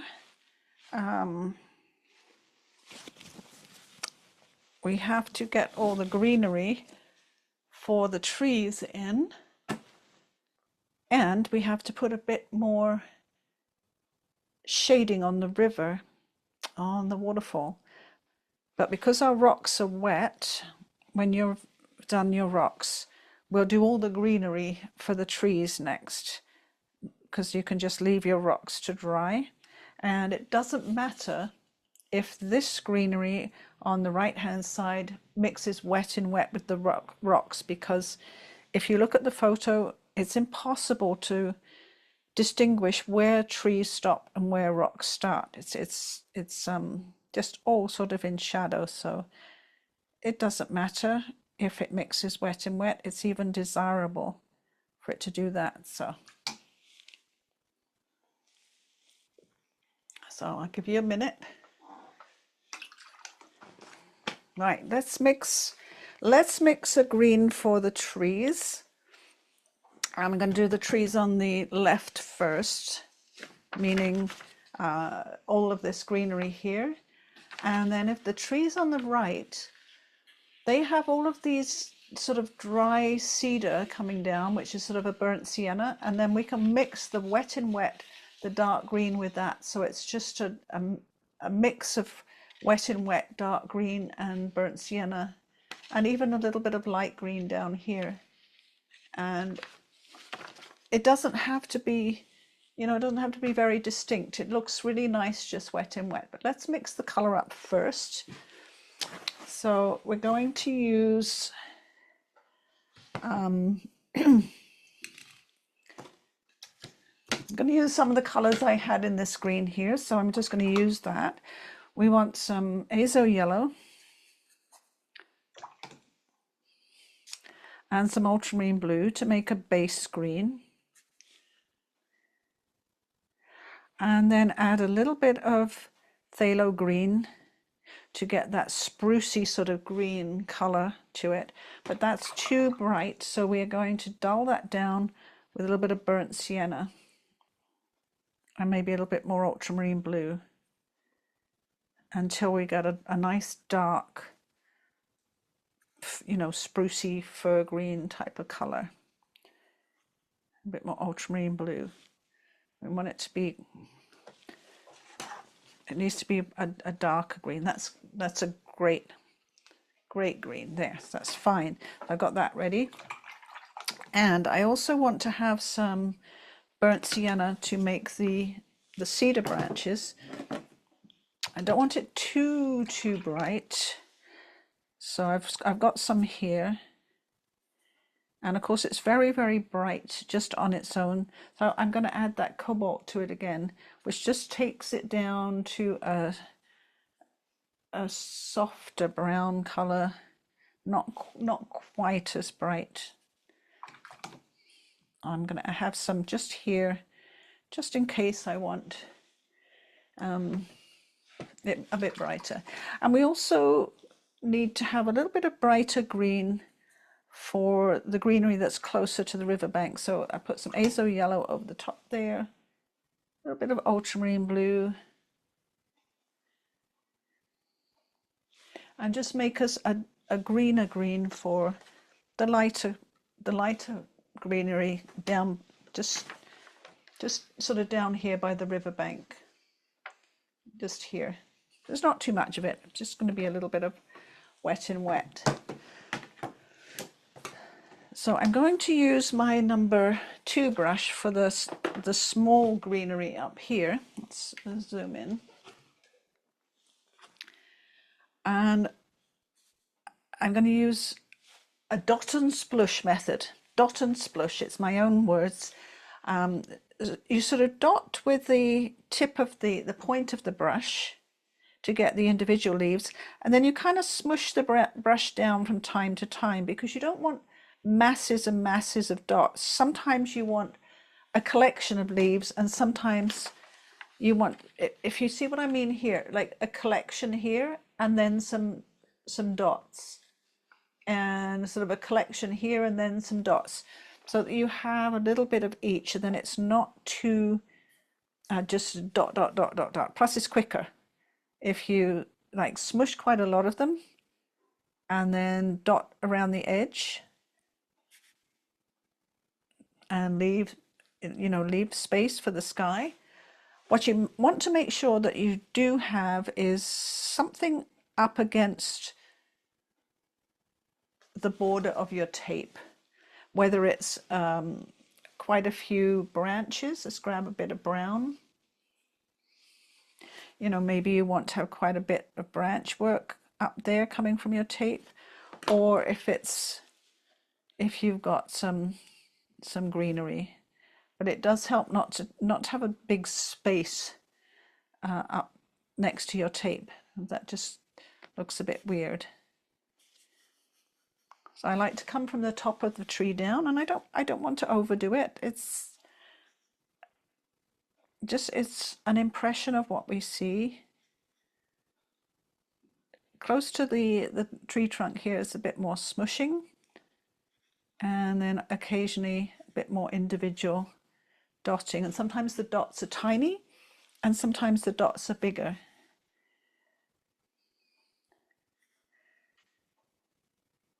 Oh, again, coming out from here. One of the problems is in the photo there's a humongous tree trunk there, so we just have to pretend it's not there. And I'm going to go for the slightly lighter green for a minute. Some of these leaves would be in sunlight, so I just picked up a bit of that lighter green for some of the ones here. And where that tree trunk is in the original photo, I'm doing quite a bit more smushing there. While that light green is wet, I'm just going to come in and add some dark green so it mixes wet and wet.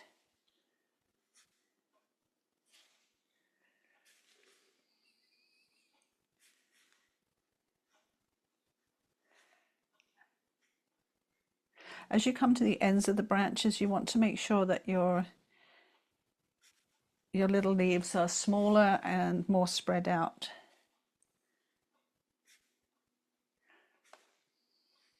They might be needles, it's very possible. I'm saying leaves, but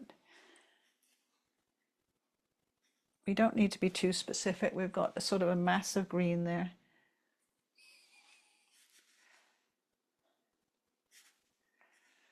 And if you find you need a few more branches to make this make sense, then you can add a few afterwards. I often do. Once I've got this in, I think, oh, I need a little bit more of the branch work there to connect these leaves.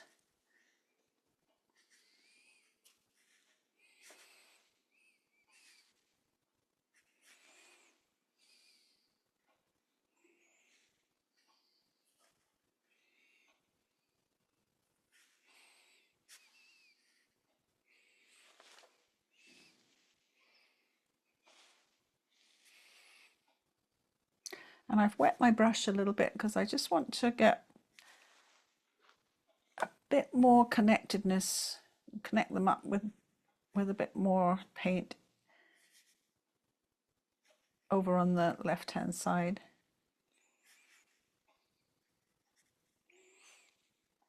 And I don't want it to be too detailed. It's a sort of a background tree. A bit more connecting here.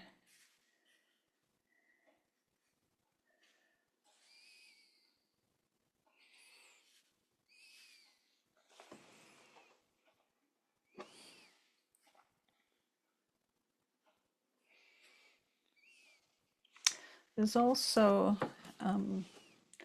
over on the right, there's a bit more of a tree showing over here too. That's a little bit darker.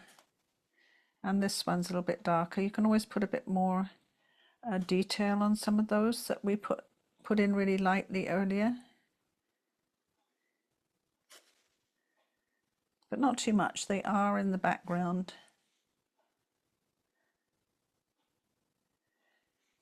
But some of them come forward a little bit.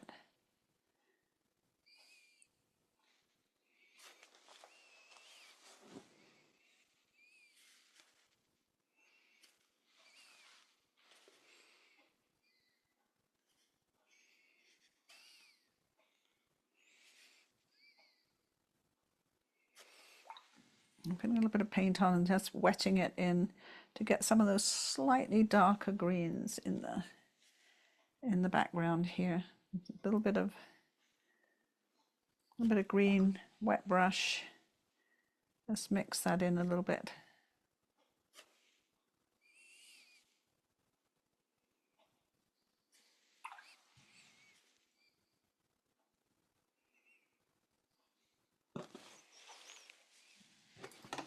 And same over on the left side here. I'm going to grab a little bit of brown and green and just get a little bit more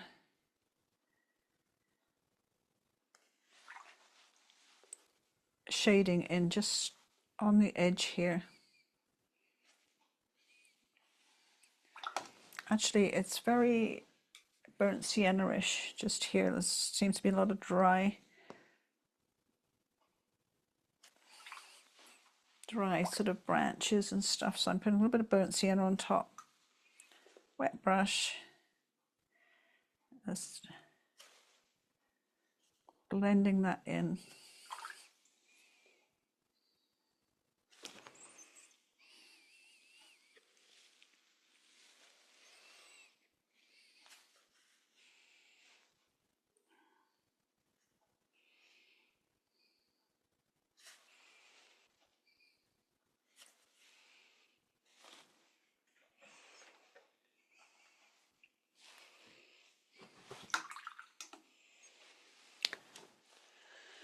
And then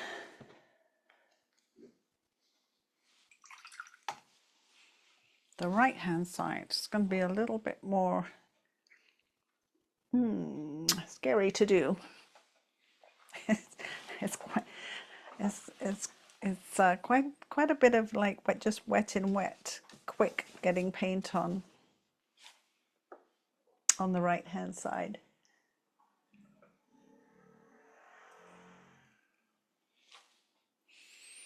I kind of feel like while you're painting, I feel like I needed just a little bit more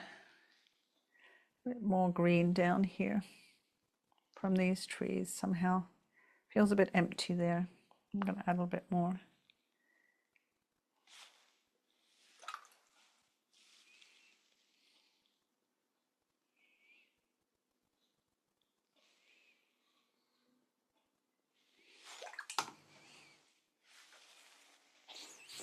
Video done. One thing I want to get in on the right hand side is these tree trunks that have sky behind them. It's really rather nice to have this opening here. So I want to put those in with my sort of greeny brown color. Move those over a bit. I want to put those in to remind me where they are. So there's a tree trunk here and another bigger one here. And there's sort of some branches and some smaller tree trunks, and there's branches coming across them. I'm really putting this in to remind me to not go over that space. There's quite a lot of branches coming down.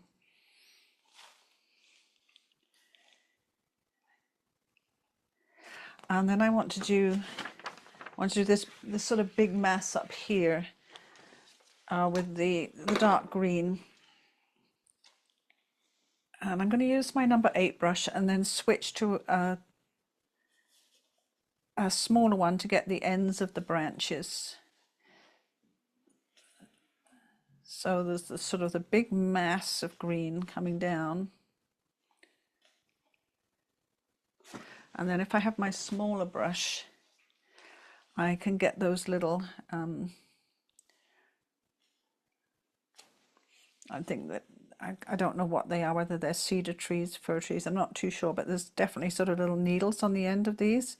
I can put those in with a smaller brush and then connect it all with a bigger brush.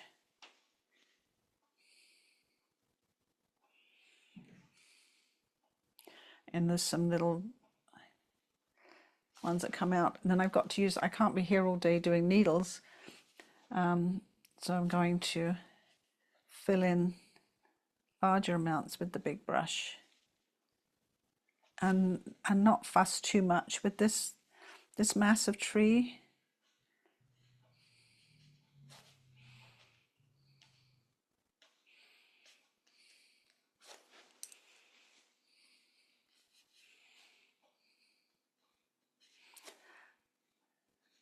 And there's a break then, and there's another sort of mass of branches coming down.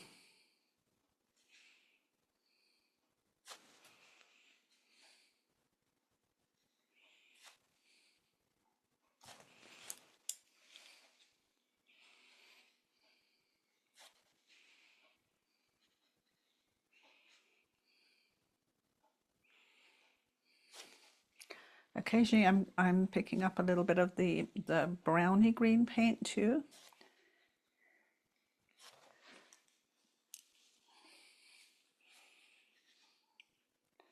This sort of comes down and they curl up at the ends.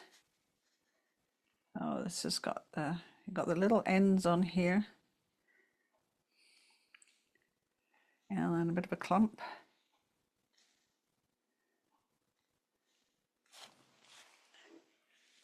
And too much of a break up here, so I'll fill that in a little bit.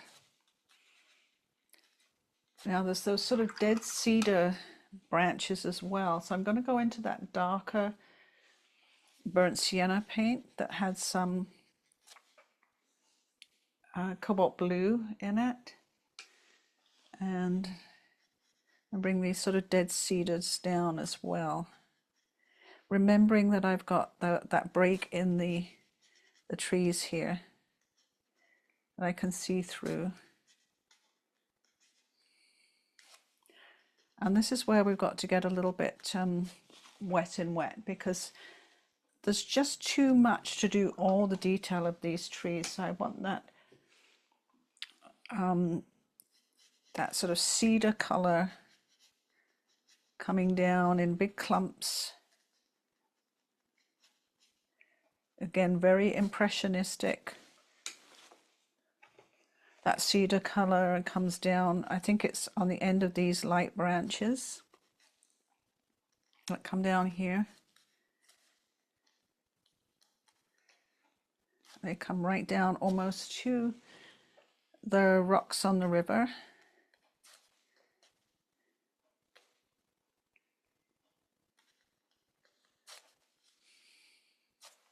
And between those dead branches are the green trees. So we can just let them all mix wet in wet.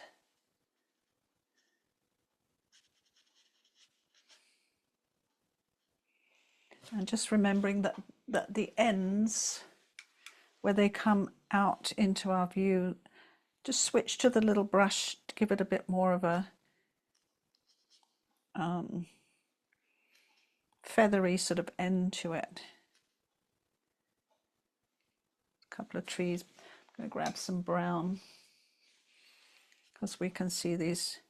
We can see a couple of these tree trunks back here a little bit more distinct. Grab the dark green again.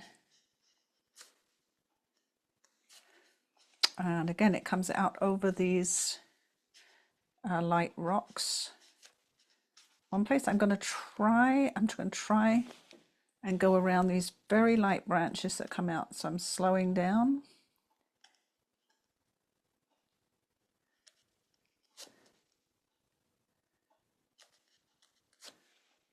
And trying to go between those light branches. If it doesn't work, I will come back with a pencil and put those in.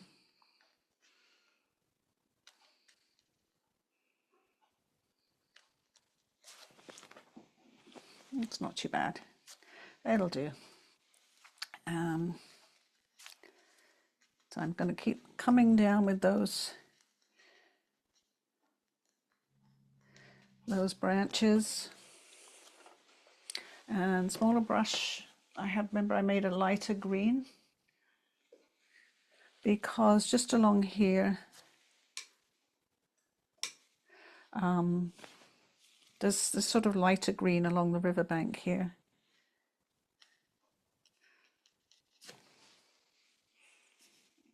Let it mix wet and wet with everything else that's there.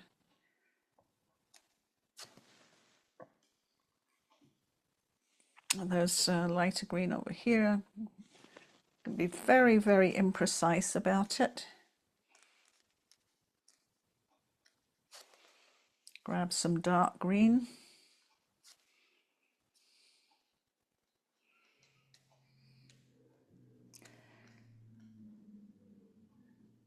The key to this is not to be too fussy, because the eye will fix a lot of it. It will put it all together and make sense of it. I just want to bring those branches out with my small brush, just give it a little bit more detail.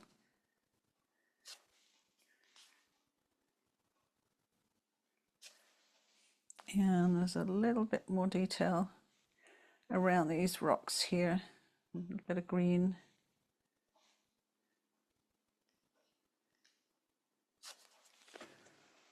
And you can kind of see how I'm going to grab, with my very small brush, I'm going to grab some dark brown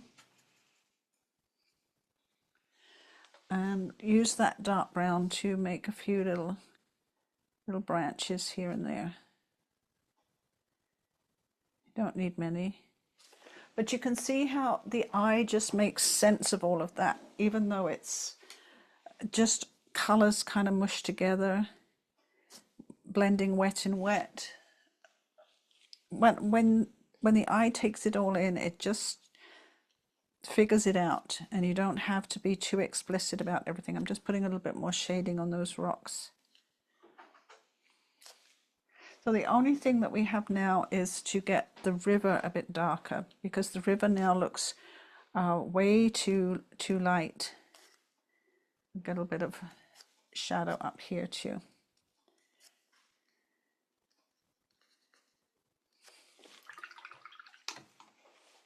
And you can see that coming down here is quite dark in the photo. So we need to darken, we especially need to darken down here with the lilac mixed with a little bit of phthalo green. So I have the lilac there. Mix a tiny bit of phthalo green in with it. Makes a beautiful color. Little brush, because I have to be very careful. And then we need a bit more shadow on the waterfall. We can still have some of that light showing. A little bit more green, maybe a little bit more ultramarine in there. So we can use the light green that's there to add a bit more direction to the flow of the river, and especially to get around those bubbly spots to make them look more white. I want to get a little bit more ultramarine blue in that, a little bit more rose, a little bit more, a bit more intense violet. Let's grab a little bit more. Just getting it a little bit darker because it's quite dark on this side of the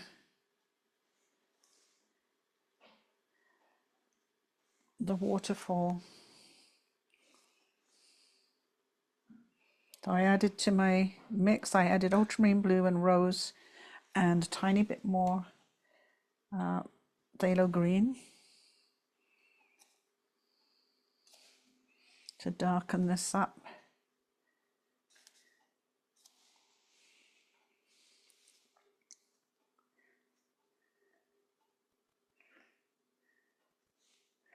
And as soon as you start putting in the darks, the lights will look much brighter.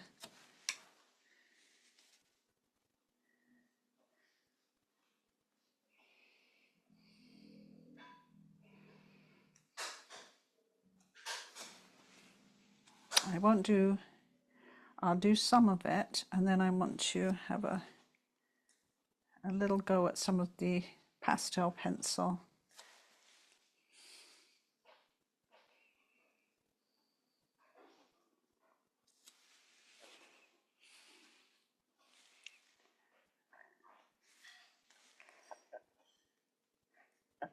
So it's not as dark coming around the bend here. It's sort of more dark as it comes down the falls here. And I'm lightening it up a little bit with some water. It comes here. And then there's sort of portions of dark.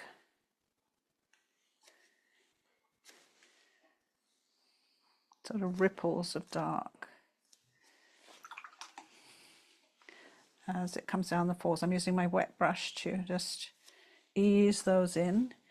Another place it's pretty dark is where it comes across here and coming down close to the rocks.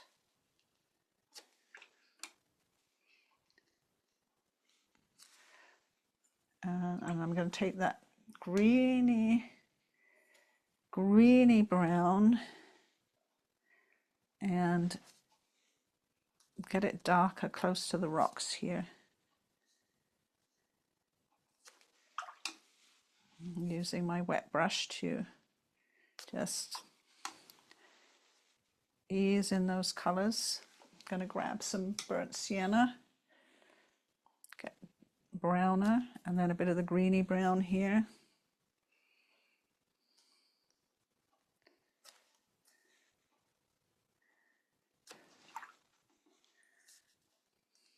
Wet brush.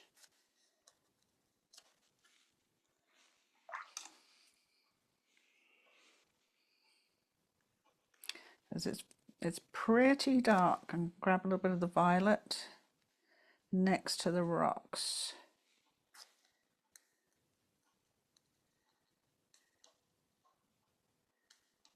I'm leaving some of the light green showing. Got a little bit of the violet and have a little bit more dark coming across here.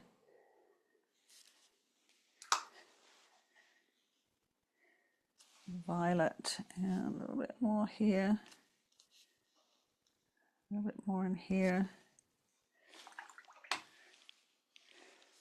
Wet brush to ease them in.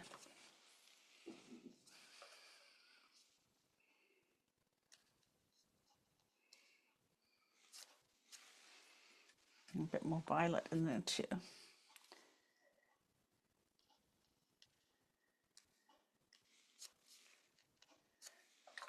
And then I'm going to take the Phthalo Green with a little bit of Cobalt Blue.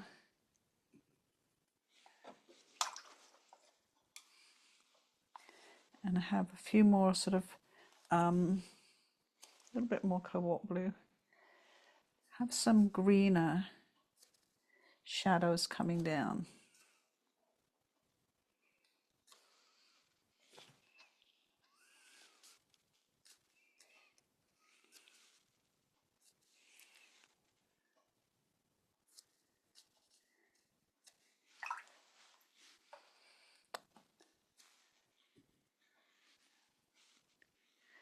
Grabbing a little bit of the violet and bringing that down too.